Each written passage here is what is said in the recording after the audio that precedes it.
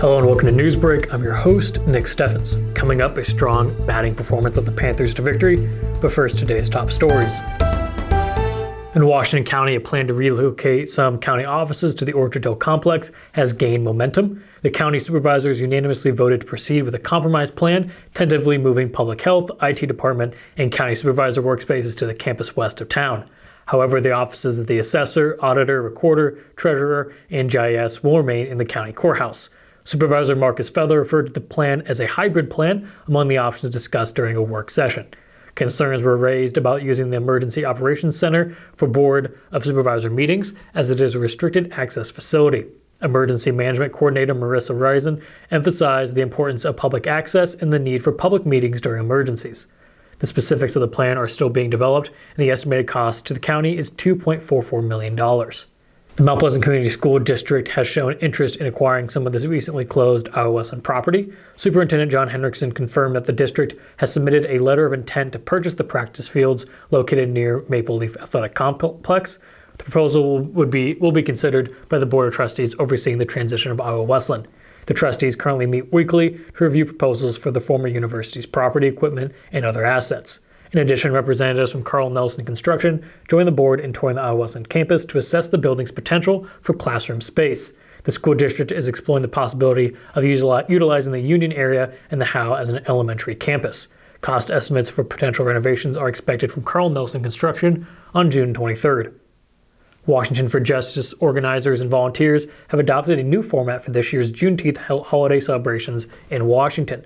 The festivities organized by the Washington United Methodist Church and Washington for Justice have been scaled back compared to last year's week-long events. The change aims to maintain the holiday significance while refocusing the celebrations. The schedule includes a Father's Day and Juneteenth potluck on Sunday, June 18th, followed by the premiere showing of The Life of George Devon. On June 19th, a commemoration event featuring guest speaker Michael Devon will be held at the Washington Public Library. Anthony Devon, an organizer and pastor at the Washington United Methodist Church, emphasized the importance of recognizing the end of slavery with a dedicated holiday. Juneteenth symbolizes freedom for all, highlighting the need for open dialogue about America's history of slavery. The bipartisan declaration of Juneteenth as a federal holiday in 2021 further underscores its significance to all Americans. The Mount Pleasant School District is making progress in implementing grade-alike schools for the 2024-25 academic year. Superintendent John Hendrickson provided an update during a recent school board meeting, stating that the district is on track with Phase 1 of the process, which is set to conclude on June 30th. As part of this phase, the district has determined the grade level assignments for various buildings. Harlan Elementary will house preschools and kindergarten, with Kate Sands as the principal. Lincoln Elementary will accommodate first and second grade under the leadership of Principal Lori LaFrenz. Van Allen Elementary will host third, fourth, and fifth grade, led by Mr. Gosson. Selman Elementary will not be included in the grade-alike restructuring.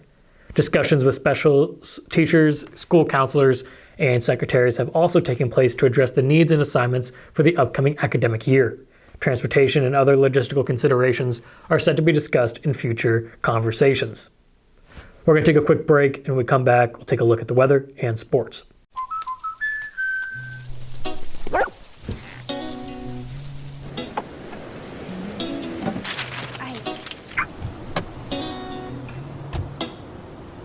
Protection is important, especially when you're talking about your dreams, which is why we're going to keep you covered with plans that can save you up to 23% when you bundle your home and auto. That's protection.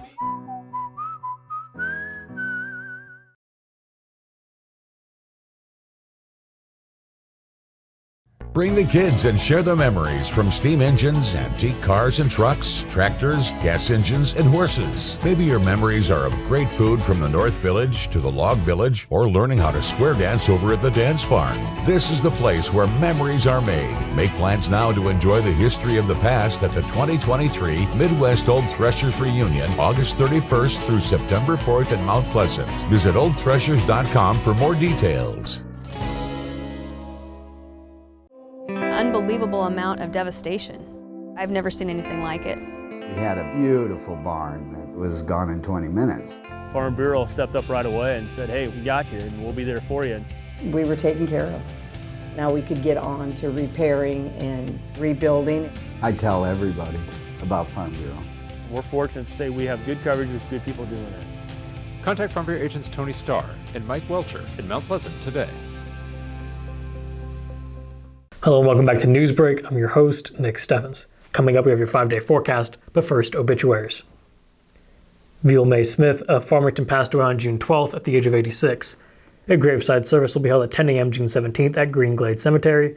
Schmidt's Funeral Home is in charge of the arrangements. Roger P. Escher of Washington passed away on June 9th at the age of 76. Services are pending at the Jones and Eden Funeral Home. Bruce Campbell of Washington passed away on June 15th at the age of 88. Services are pending at the Jones and Eden Funeral Home.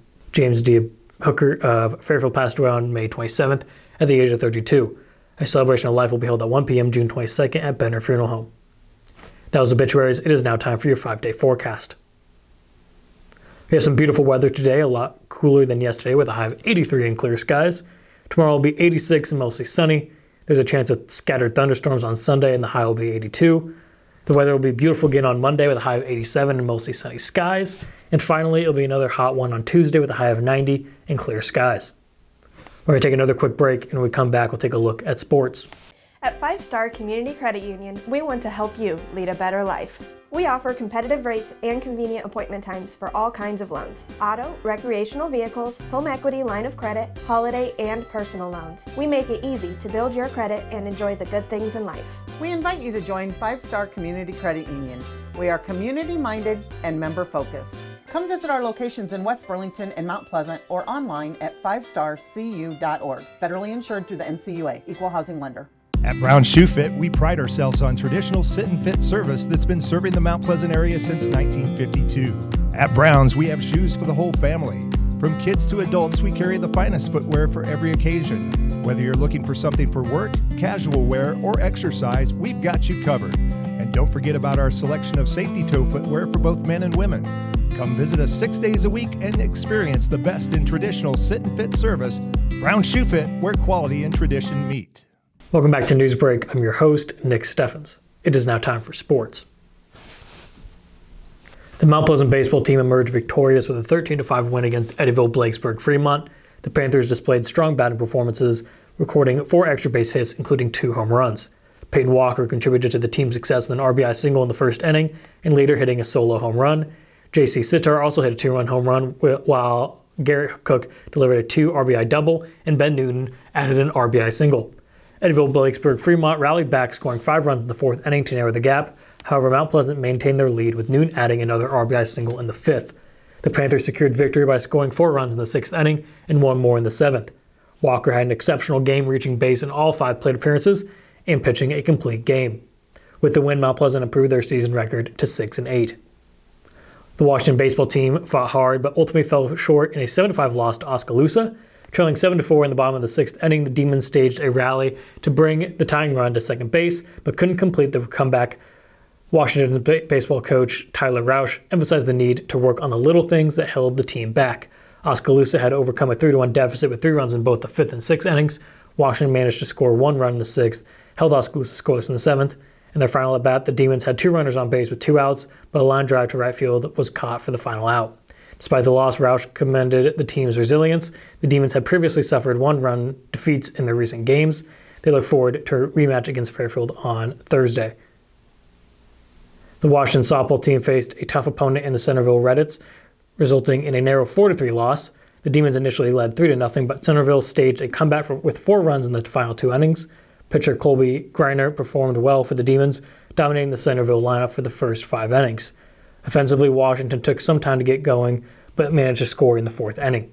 Ella Greiner led off with a solo home run, giving the Demons a 1-0 lead, followed by 2 home runs. However, Washington couldn't add to their lead, and Centerville capitalized on opportunities in the 6th and 7th innings to take the lead. Despite the loss, Coach Ben Oberman acknowledged the team's strong performance and looked ahead to their next game. Washington's record now stands at 14-9 for the season. That was the news for Southeast Iowa. I've been your host, Nick Steffens. This has been your news break, and I will see you next time.